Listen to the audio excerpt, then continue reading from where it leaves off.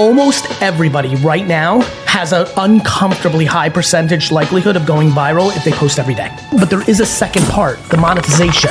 Yes. 1% of the people listening now are gonna get to be a big enough creator that brand deals actually come in. 99% can build a tech stack that can make them between 7 and 70,000 in a year. Yeah, it's all about just finding your people. That's just what it is, right? Every human being on earth should use Stan. Everybody should use social for this reason, and everyone should have the tech stack to be prepared, because the viral moment right now does not monetize. The guest I have today is a young gentleman. I don't know how much of a gentleman, but we'll figure that part out. A young man, for sure, at least, that I've gotten to know over the last half a year, and has built a really interesting company in a place that I have a lot of passion for. This is an unusual one because AJ and I have spent a lot of time with John over the last several months and have really gotten involved in this business. And when we first met, John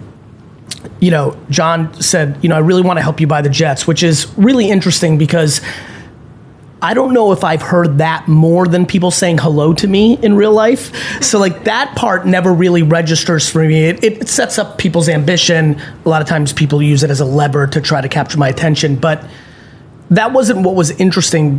What was interesting is what transpired over the course of the combo is, and I said this to him at the time, I said, this could happen. And it's really interesting, and I want to really set this up. It's also catching me at a time where I really don't want to overpromise and underdeliver, but at the same token, I want to get involved in more businesses in a way that I can impact them, because the scale of the 15 years of trying to build out VaynerX and my brand is in a place where those opportunities exist.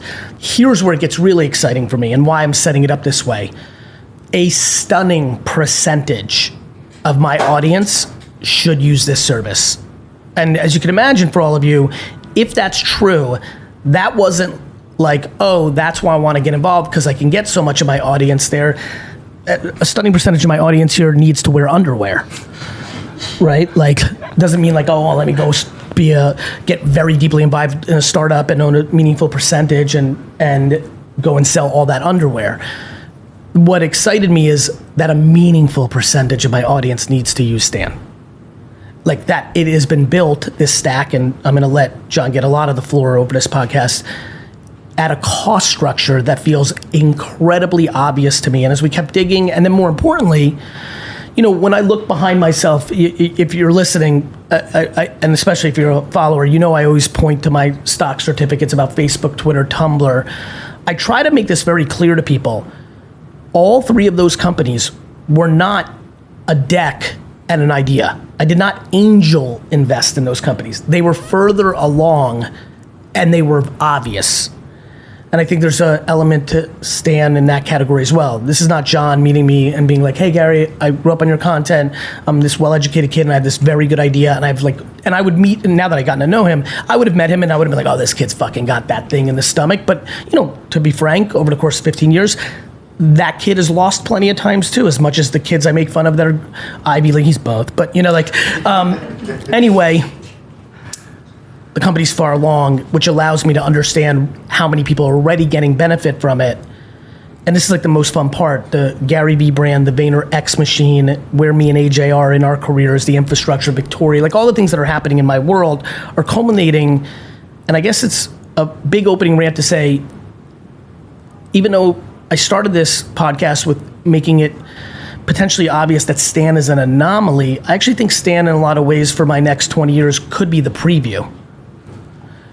This is very important to me and I want to put a lot of effort and oomph behind trying to help John and some of the other great people that are getting involved in this business to build a meaningful business, because if I can prove it to myself, then I can learn from this next 36 to 48 months on what impact I and the VaynerX machine and the broader Gary Vee ecosystem can do to this business. It'll give me the confidence to do it again. And again, I'm making this podcast for my entire audience. There's a lot of you that are in different parts of your career where you feel like you can create opportunity for yourself because of what you've already built. I thoughtfully at some point, not day one, I don't want to rewrite history, but somewhere pretty early on, I realized VaynerX can be the operating system to everything I do for the rest of my life. Gary Vee can be the operating system, the personal brand for everything. This is the most meaningful attempt I'm going to take at that. And so I'm really excited. I want to be that was really fun for me to do. I don't do a lot of content like this. That was really fun. I think that sets up the rest of this conversation. And I'm sure all of you are very tired of me ranting on one breath right now and are probably curious to get to know John a little bit and understand why I feel this way, what's going on, what is Stan, and that's where you are, my friend. Lovely. Well, Gary, what I'd summarize for your audience is the mission of Stan is really simple. Is to empower anyone to work for themselves.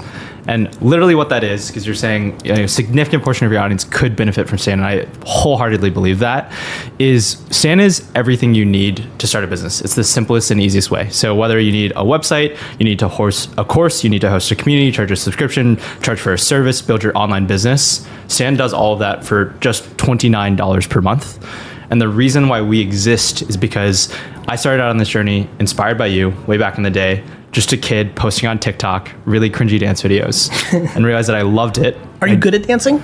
I'm awful at dancing. Okay, got it. But it doesn't matter because it's about trying and getting past your emotional insecurities. But did you do the dance videos because you thought that would get you viral because we were in that era? Exactly. It was like peak COVID where we were all locked in, doom scrolling TikTok. But I was dancing specifically with an intention, which was, once again, it's a Gary Vee mantra of give, give, give. I was watching all these folks create content. I was like, what's some sort of value I could add in this world? And for me, that was my story is immigrant kid, single mom, grew up in the South, did all the things. Where? I don't remember that. North Carolina. North Carolina. What town? Charlotte, just north of Charlotte, right? So, but not Charlotte, the Greater Charlotte area? Greater Charlotte suburbs. What's the name of it? I want to give this Cornelius, town, North Carolina. Yeah, I want to give it a big somebody right now just yelled. Really? Yeah, because somebody's listening from there. They're walking their dog like, yo, what's up? Let's North make Carolina sure Pride, man, 704. By the way, can this also be an important moment in human society? Can we no longer talk about the big city? Like when people are like, I'm from Buffalo, I'm like, no, you're not. Because first of all, fuck Buffalo. I hate the Bills. But you're like from 12 minutes outside of Buffalo in some random named town. And we need to start giving these little tiny towns more love. So that was a good moment for me. I'm glad we had that moment. Keep going. Well, shout out Cornelius, North Carolina. Yeah, Cornelius. Stand the fuck up, Cornelius. Stand the fuck up, 704. Yes. But I grew up in a place where we didn't have much, and very candidly. By the way, I apologize. I don't want to do this. I want to give you a little room, but I'm definitely clipping that and running it against the town. Heck yeah. I really back to targeted ads. Yeah, we're running that. So I love that. Well, I mean, I grew up in a place if you know anything about Cornelius or Charlotte, North Carolina, at the time in the early 2000s, no one looked like me. Right. Yeah, and so the reason that matters in the story is just because we're all in society told to fit in some way. Yeah. And so for me as an Asian American kid in the South, everything in my life, whether it was my mom culturally and the pressures we had there to perform or just broader society, to fit in and quote unquote be accepted, you had to do a certain path. Right. So I went to undergrad. I took on student loans. I then thought I was the biggest shot ever. I was here in New York because I cold called my way into a job at Goldman Sachs in investment banking, from nothing. Point being is I thought I had made it, right? I had done the path. And admittedly, hopefully not too many people here are in finance and a 12 to 12 job in finance right now. But you get there, you think you're hot shit, and you realize well, especially Goldman. Yes. You're on the fucking Yankees. You're on yes. That's exactly. Big stuff. Especially, and by the way, when I just heard that, I'm makes sense because the Goldman kids that really become the ones that run the whole shit are not the ones that are the Excel, the math. They're always the kid that cold called their way in and probably didn't belong there. And that's why kudos to Goldman and other places. They know that they need 5% of the people that are just burning down the place to get in. And they kiss a lot of frogs. I do the same thing. For all the people that have worked out for me, for every D-Rock or Andy or all the huckster kids that walked in or a random tweet or whatever, 80% are actually disasters. I always make fun of my team because when I'm hey, I met this kid outside, you have to interview him, literally outside. They're always what the fuck? And then I'm like, fuck you, motherfucker. I met you outside too. They forget where they came from. Anyway, keep going. I love that. Well, I was that kid, right? And I thought I had made it because you're brash and you're young. You're oh, I'm a hotshot at Goldman. You get there and you realize a lot of the people that you work for and look are above you, you don't really want their life. Right? They're working 24/7. They're not close to their family. In fact, they're yelling at their spouse on the phone right next to you. And you're well, I'm just trying to get edits on a deck. all that to be said is I'd done the conventional path, and that's the context in which I started consuming your content. It was the depths of COVID, and I was doom scrolling, and I was like, I don't want to go back to corporate. So this creator economy thing is really interesting. So in COVID, real quick, just for context, you were still at Goldman. I was at Stanford Business School at the time. Got it. So I had gone off because I'd done the golden path. Right. I was like, oh, at Goldman, like, oh, I'm so miserable here. I just need a better job. So I wanted to do an even better job at a top VC firm in SF. Yep. That was like the dream as a kid, right? And then I went for Stanford Business. That is like my mom's American immigrant dream manifest. 100%. Point being, I did all the stamps of approval. Like, did she have a Stanford sticker on her car? I mean, like, truly, she's still so upset at me to this day for not graduating. Yeah, of course. I'm like, Mom, I got in. That's the thing that matters. You're like, Mom, Stan's like a real company. She's like, I don't give a fuck, you she asshole. still doesn't understand what I do, but she's like, I want you to get that grad school degree. But it was in that moment I was like, what kind of value could I add to this world? And so I started making cheesy dance videos, but in the context of career coaching, specifically, how do you as an underrepresented kid get your first dream job? Because that was just my story. And we're seeing them now take an alternative path because of Stan. Right? Because we're all realizing, and this is what you've been preaching like almost 15 years too early. You've just been on the trend since 2010. And even earlier is like, we're all realizing there's a different path. Because there's optionality. Yes. What I understood in 2000, when I wrote Crush It, what I understood was like this internet thing creates actual optionality. Yes. No internet, forget about AI and social media, no internet, no options. It created unlimited inventory. In a real estate term, it created unlimited real estate to build. Yes. Unlimited. Yes. And that changed everything. Yes. And so that's the context in which I found myself, which was like, I was making content about how to get your first dream job, which was just like, I got thousands of comments basically saying, dude, this is so helpful. I got my first like networking out of this. I like got over my fear to cold email, whatever it was. And so I sat there and was like, okay, how do I turn this into a full-time income so I could do this for a living? Because like I got to work for myself. I got to be creative, which was crazy for me as an immigrant kid. Did you think about going full-pledged personal brand, or did you realize that that had limited value in a medium term, maybe long term if you play my kind of game, but like, did you understand, no, I have to build a SaaS, something that has more intrinsic value? I was a techie at heart. And so I knew I wanted to build something more scalable than myself. I also knew that I wanted to build more impact rather than just my personal brand. But I recognized at the time that the distribution mechanism, the best way to get out there and get your brand out there is to build your own personal brand first. Yeah, and so it was real to you. Yes. And you knew that there was a lot of kids that looked like you or in cultures similar, Indian, Eastern European, whatever it would be, that were feeling that same pressure, and that fucking, on a bad day, 50% of them were dying inside. Yes.